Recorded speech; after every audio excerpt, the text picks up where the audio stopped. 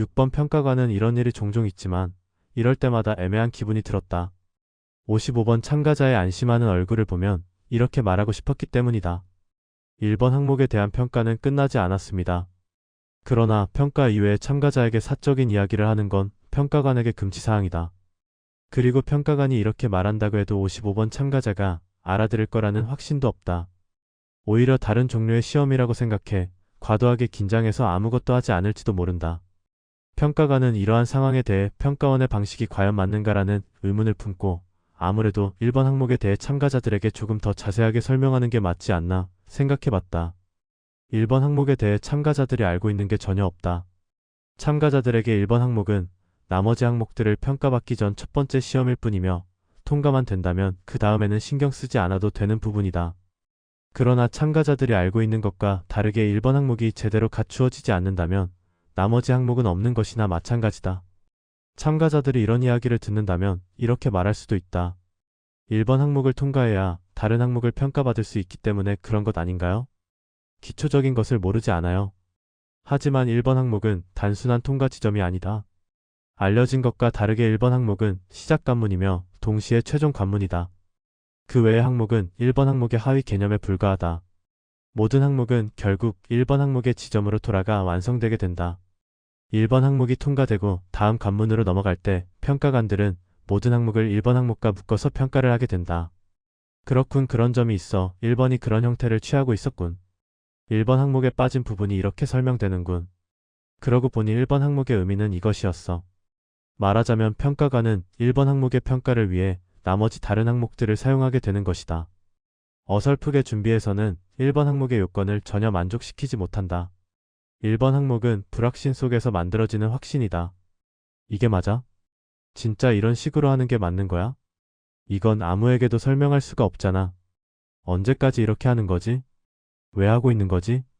이렇게까지 해야 돼? 속에서 이런 말들이 끊임없이 이야기하더라도 참가자는 단 하나의 것으로 1번 항목을 만들어낸다. 그렇지만 이렇게 해야 돼. 설명할 수는 없지만 이렇게 해야 하는 건 알아. 불확신을 견디며 확신을 만들어 내는 건 많은 시간과 에너지가 들어간다. 나머지 다른 항목을 만들어내는 시간과 에너지를 전부 합치더라도 1번 항목의 아주 일부분만 만들 수 있다. 그래서 참가자들은 어쩔 수 없이 다른 항목을 위해 써야 하는 시간과 에너지를 1번 항목에 사용하게 된다. 시간이 지나면 자신을 고통스럽게 했던 불확신은 다른 항목을 제대로 준비하지 않았다는 불안감과 합쳐져 있다. 그리고 동시에 1번 항목을 만들어낼 때 생겨난 확신은 불확신을 견디고 있다. 이것이 진짜 준비다. 확신과 불확신이 동시에 존재할 때 진짜 준비가 된 것이다. 평가관들은 그렇게 진짜 준비가 되어 있는 참가자들을 평가할 때를 가장 좋아한다. 자신들의 존재 이유를 참가자를 통해 확인할 수 있기 때문이다. 그러나 간혹 소수의 참가자들은 1번 항목에 대해 소홀하게 생각하고 다른 항목 준비에 열과 성을 다한다. 이들은 불확신을 싫어한다. 오직 확실한 것으로만 자신을 채우고 싶어 한다.